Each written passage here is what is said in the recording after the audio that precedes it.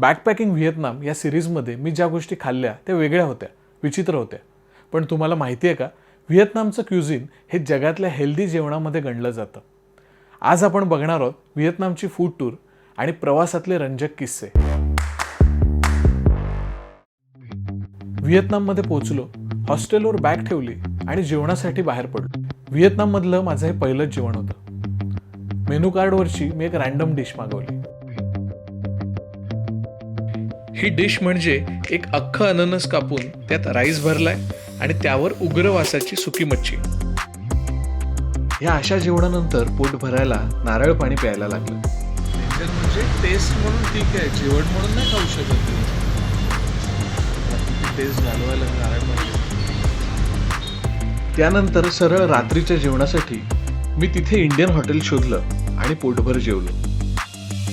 पहिल्याच दिवशी जेवणाचा गोंधळ उडाल्यावर ठरवलं, नीट माहिती घेऊनच इथलं जेवण ट्राय करूया.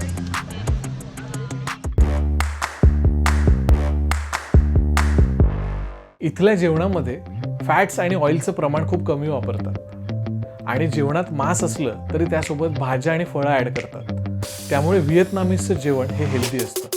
मीट, सी फूड, श्रिम्प्स पासून ते हिरव्यागार भाज्या, फळं आणि भातापासून बनवलेल्या असंख्य प्रकारांचे कॉम्बिनेशन्स म्हणजे व्हिएतनामीज क्युझिन. व्हिएतनामच्या चविष्ट जेवणामागे या सगळ्या पदार्थांना महत्त्वाचं स्थान आहे. जेवणाचे प्रकार समजायला तिथल्याच लोकांची मदत घेतली आणि गोष्टी सोप्या झाल्या. स्टिक पकडण्यापासून ते जेवणाच्या प्रकारापर्यंत सगळ्या गोष्टी शिकता आल्या.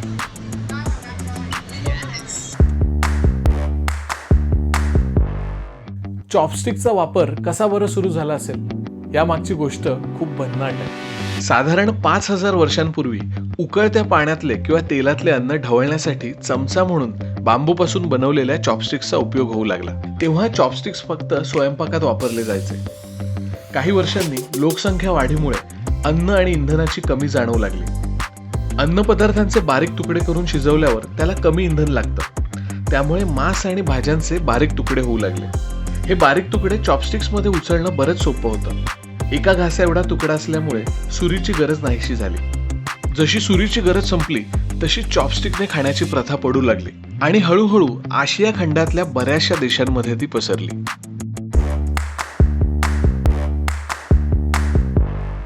शिंकल्यानंतर काही देशांमध्ये गॉड ब्लेस यू म्हणण्याची पद्धत आहे.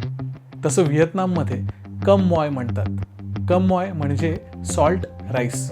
व्हिएतनामीजच्या मते चांगलं जीवन जगण्यासाठी माणसाला मीठ आणि तांदूळ या 2 गोष्टी पुरेशा आहेत. जगभरातल्या तांदूळ उत्पादनाचा 10% वाटा व्हिएतनामचा असल्यामुळे राईस पेपर आणि राईस नूडल पासून राईस वाईन पर्यंत सगळ्या पदार्थात तांदळाचा वापर असतो.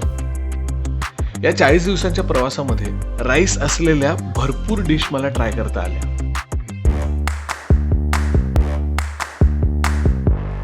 मुईनेमध्ये मला एक छानसं हॉस्टेल मिळालं होतं. रात्री जेवणासाठी मी बार्बेक्यू ऑन टेबल मागवलं. तोपर्यंत मला अजिबात आयडिया नव्हती की हे माझं मला बनवून खायला लागणार आहे आणि त्यानंतर खरी मजा सुरू झाली.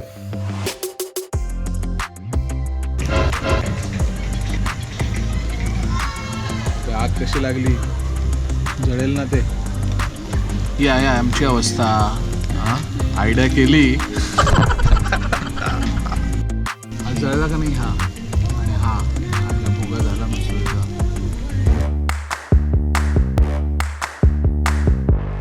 इथे घरात सगळ्या कुटुंबाने एकत्र बसून जेवण्याची पद्धत आहे आणि ही पद्धत बऱ्याचशा हॉस्टेल्समध्ये सुद्धा पाळली जाते. एकमेकांची ओळख व्हावी, गप्पा व्हाव्यात म्हणून बऱ्याच होमस्टेज आणि टूर्समध्ये कॉमन लंच किंवा डिनर ठेवलेला असतो.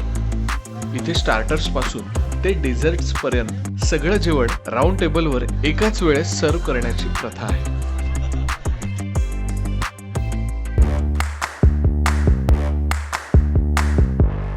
अठराव्या शतकात फ्रेंच व्हिएतनाममध्ये आले आणि त्याचा खूप मोठा परिणाम त्यांच्या खाण्यापिण्यावर झाला आणि त्यातून जन्माला आलं मॉडर्न व्हिएतनामीज क्युझिन. व्हिएतनाममध्ये कांदा आणि बटाट्याचा वापर सर्रास होऊ लागला तो फ्रेंच लोकांमुळे. तर बान मी म्हणजेच लांबट बगेट ब्रेड सुद्धा फ्रेंच लोकांमुळेच व्हिएतनाममध्ये आला.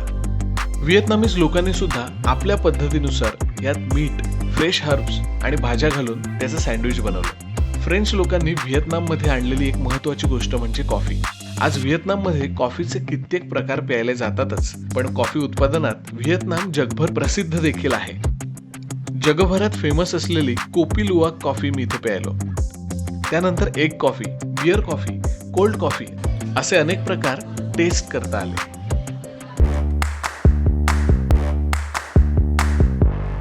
असं म्हणतात, व्हिएतनामीज लोकांना नवीन प्राणी दिसला तर त्यांचा पहिला प्रश्न असतो, हा विषारी आहे का, आणि दुसरा, हा खाऊ शकतो का. इथल्या लोकांना ॲडव्हेंचरस ईटर्स म्हणतात. इथली लोक सगळ्या गोष्टी खातात. या ट्रिपमध्ये मी जिवंत अळी खाल्ली,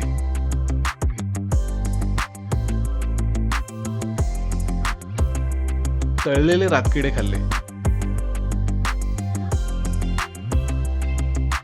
बेडूक खाल्ला, स्नेक वाईन पण प्यायलो.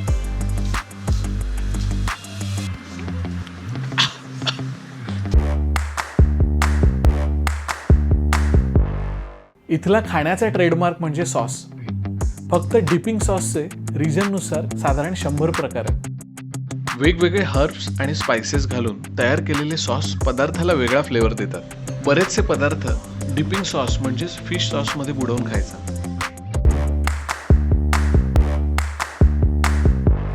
व्हिएतनाममध्ये बरीच रेस्टॉरंट्स असली तरी खाण्याची खरी मजा ही स्ट्रीट फूडमध्येच येते. इथे तुम्हाला भरपूर व्हरायटी मिळते.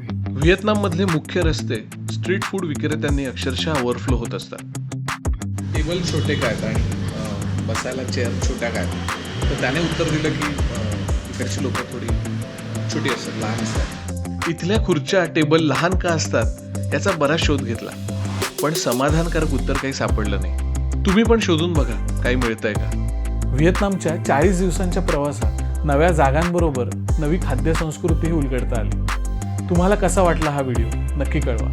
आमच्याकडे व्हिडिओ फीडबॅक यायला सुरुवात झाली. तुमचा जर व्हिडिओ फीडबॅक पाठवायचा राहिला असेल तर लगेच शूट करून पाठवून द्या. पुढचा रविवार अशाच गमती जमती आणि फीडबॅक व्हिडिओचा.